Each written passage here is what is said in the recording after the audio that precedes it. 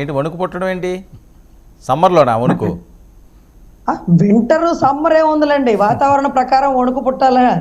ఏసీల్లో కూడా చెమటలు పట్టించగల సమర్థుడు ఎవరు? 30,000 పైచీలకు ఆడబిడ్డలు తప్పిపోయారంటే ఆ ఆడబిడ్డల్ని కనుక్కోవడానికి రాని మహిళా కమిషను, హోమ్ మినిస్టరు ఆ విషయం మాట్లాడిన వ్యక్తికి ఒక నోటీస్ ఇవ్వడానికి వచ్చారండి. అరే ఇట్లాంటి స్టేట్మెంట్ ఇస్తే డీజీపీ ప్రెస్ మీట్ పెట్టాల్సింది, డీజీపీ వెలుగులోకి రాలేదండి. నేషనల్ క్రైమ్ రిపోర్ట్ చెప్పిందంటే నీకెందుకు చెప్పింది నేషనల్ క్రైమ్ రిపోర్ట్ అన్నారండి. రేపటి రోజు ఒక క్యాబినెట్ స్థాయిలో మినిస్ట్రీ హోదాలో ఉన్నప్పుడు ఈ మాట్లాడిన మొరిగే కుక్కలకు కానీ లేకపోతే అరిచే పశువులకు కానీ వాటన్నిటికీ ఒకటే సమాధానం విలువైన ఓట్లతో రాష్ట్ర ప్రజలు చెప్తారండి. ఎంత అవమానానికి గురి చేశారంటే నిజంగా హోటల్ రూమ్లోంచి బయటికి రాని పరిస్థితి అండి. జనవాణి ద్వారా జనాల సమస్యలు ఎవరండి? వాళ్ళ దగ్గర పనిచేసే వాలంటీర్కి సమస్య వచ్చిందంటూ అన్నా అంటూ మా అన్న దగ్గరకు వస్తే వాళ్ళ అన్నను కూడా చంపేసిన పరిస్థితి అండి.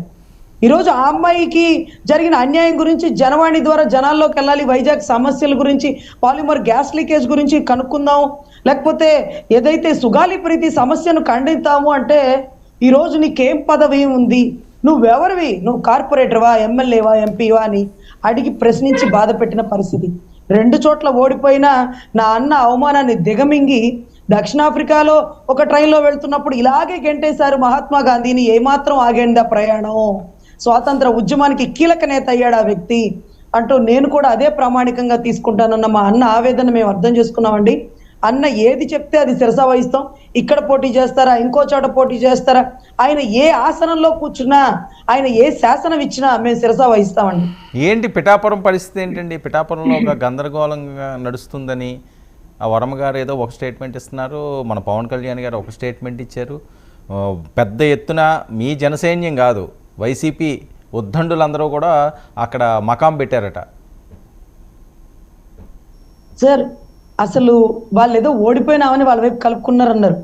నిన్నటి రోజు వైసీపీ నుంచి కీలక వ్యక్తులు అందరూ వచ్చి మంగళగిరి పార్టీ ఆఫీస్లో మా అన్న స్వస్త్రాలతో కండవాలు కప్పించుకున్నారు. అన్న స్వస్త్రాలతో కండవాలు కప్పించుకునే అదృష్టం మా వాళ్ళకే ఎక్కువ దొరకలేదు, కానీ వైసీపీ వాళ్ళకి దొరికిందండి. సో వాళ్ళ నుంచి వచ్చిన సమాచారం మేరకి పాపం వంగా గీత గారి మనసు కూడా మన దగ్గరే ఉందండి.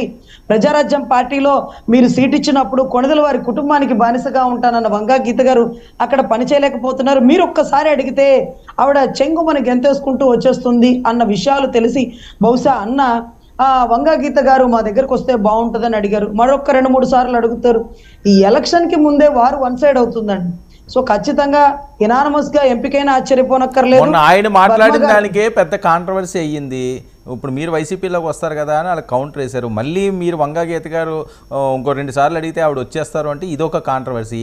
మరొకటి కొనతాల కుటుంబానికి నేను బానిసగా ఉంటాను అని అన్నది, అది కూడా కొద్దిగా ఆలోచించాలి.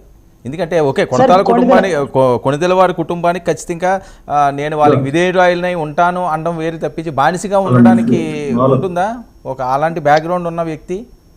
అంటే విధేయురాలు వేరు, బానిస వేరు. అంటే విధేయురాలు అంటే చెప్పింది శిరసా వహిస్తాను, బానిస అంటే మీరు ఎట్లా చెప్తే అట్లా చేస్తాను అనే మాట ఆ రోజు ఆవిడ ఎలక్షన్ అప్పుడో లేకపోతే పోటీ చేసేటప్పుడో ఒక స్టేట్మెంట్ ఇచ్చి ఉంటారు. అంటే దాని ఉద్దేశం ఏంటంటే మీరు ఎట్లా చెప్తే నేను అట్లా చేస్తానన్నా అంటూ ఆ రోజు సీటు తీసుకుని గెలిచారండి. ముద్రగడ గారు లాంటి ప్రావీణ్యత గలవారో లేకపోతే కాపు ఉద్యమ నాయకుల మధ్యలోంచి కూడా ఒక ఆడబిడ్డ గెలిచింది అంటే చిరంజీవి గారి లేకపోతే ఆవిడ ప్రోద్బలంతోనో whatever it may be, అటువంటి ఆవిడ ఈరోజు కొణిదెల వారి కుటుంబానికి మీరు అన్నట్టుగా విధేయురాలుగా ఉండడానికి మనస్ఫూర్తిగా ఇష్టపడిన వారే కదా.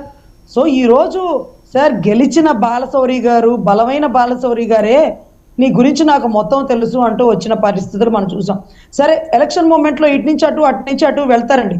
కానీ ఈ పిఠాపురం చూస్తే అనవసరంగా పవన్ కళ్యాణ్ గారి ముందు ఓడిపోవడం కంటే పవన్ కళ్యాణ్ గారితో కలిసి పనిచేస్తూ కాపులకి మరింత దగ్గరయ్యే అవకాశం ఉంటుంది అని వంగా గీత గారు ఎందుకు భావించకూడదు? 100% భావిస్తారు సార్. ఇంకా టైం 50 రోజులు ఉంది. ప్రతి ఒక్కరిలో మార్పు బిగిన్ అవుతుంది.